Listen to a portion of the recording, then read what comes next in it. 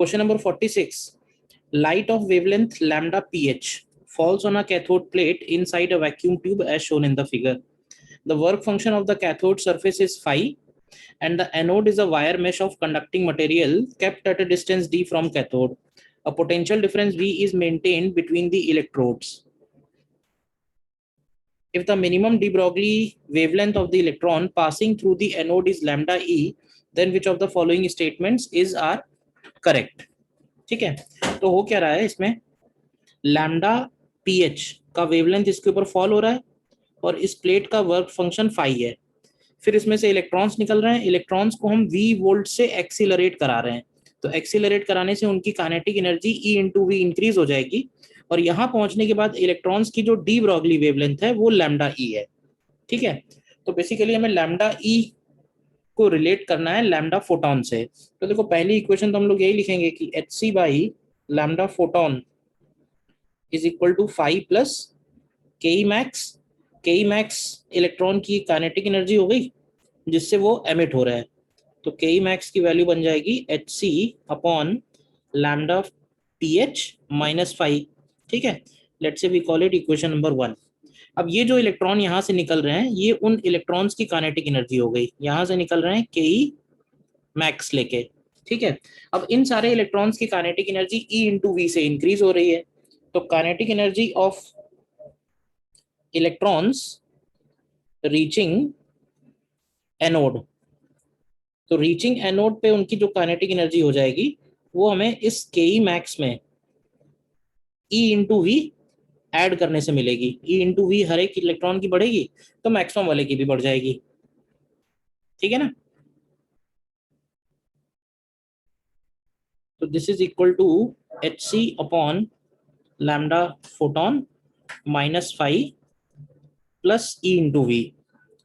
और अब हमें इन इलेक्ट्रॉन्स की डी ब्रॉगली वेवलेंथ निकालनी है, तो डी ब्रॉगली वेवलेंथ और काइनेटिक एनर्जी में रिलेशन आएगा, de Broglie wavelength of electrons lambda E is equal to H upon under root of 2m K ई आएगा ये।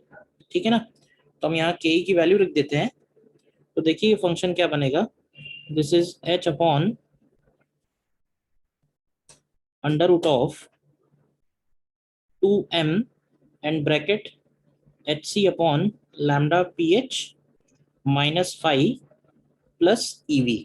तो अब हमको जो आंसर करने हैं वो इस फाइनल एक्सप्रेशन के बेसिस पे करने हैं। ठीक है, अब देखते जाते हैं one by one. First statement कह रहा है lambda E increases at the same rate as lambda P H for lambda P H less than H C by 5, मतलब as far as electrons are emitting, ये condition हो गई electrons emit होने की। तो कह रहा है कि लैम्डा पी एच का इंक्रीजिंग का रेट और लैम्डा ई का इंक्रीजिंग का रेट सेम है, मतलब वो ये कह रहा है कि अगर हम इस एक्सप्रेशन को डिफ्रेंशिएट करेंगे D lambda upon D T, तो क्या ये value D lambda P H upon D T के इक्वल आएगी, क्वेश्चन ये है। तो ये तो साफ ही नजर आ रहा है कि ऐसा तभी पॉसिबल है जब लैम्डा ई और लैम्डा पी एच की वैल्यू इक्वल हो, जबकि इस एक्सप्रेशन से क्लियर है कि दोनों की वैल्यू इक्वल नहीं है, एक डिफरेंट कॉम्प्लिकेटेड सा इक्वेशन है, इसको डिफरेंशिएट करेंगे भी तो हम इस रिजल्ट पे नहीं पहुंचेंगे, तो इसका मतलब ये नॉट इक्वल होंगे डेफिनेटली। फिर बी में कह रहा है lambda E decreases with increase in phi and lambda P H, तो इसको देखना ध्यान से। तो अगर फाई की वैल्यू इंक्रीज हो रही है और लैम्डा पी एच की वैल्यू भी इंक्रीज हो रही है, ठीक है, तो देखो लैम्डा पी एच अगर इंक्रीज हो रहा है तो ये वैल्यू डिक्रीज होगी। ठीक है, और माइनस फाई फाई इंक्रीज हो रहा है तो भी ये पूरा का पूरा वैल्यू, तो भी ये पूरा का पूरा वैल्यू डिक्रीज होगा। ठीक है, अब ये वैल्यू अगर डिक्रीज हो रहा है तो लैम्डा ई की वैल्यू इंक्रीज होगी, तो हेंस लैम्डा ई इंक्रीजेस, तो लैम्डा ई इंक्रीजेस होगा, तो ये बी ऑप्शन भी करेक्ट नहीं है। फिर lambda E is approximately half if D is double, देखो डिस्टेंस तो कहीं मैटर कर ही नहीं रही है, डी तो कहीं आ ही नहीं रहा है, तो डी को हाफ करने से या डबल करने से लैम्डा ई पे कोई इफेक्ट नहीं पड़ेगा, फाइनल एक्सप्रेशन में डी है ही नहीं।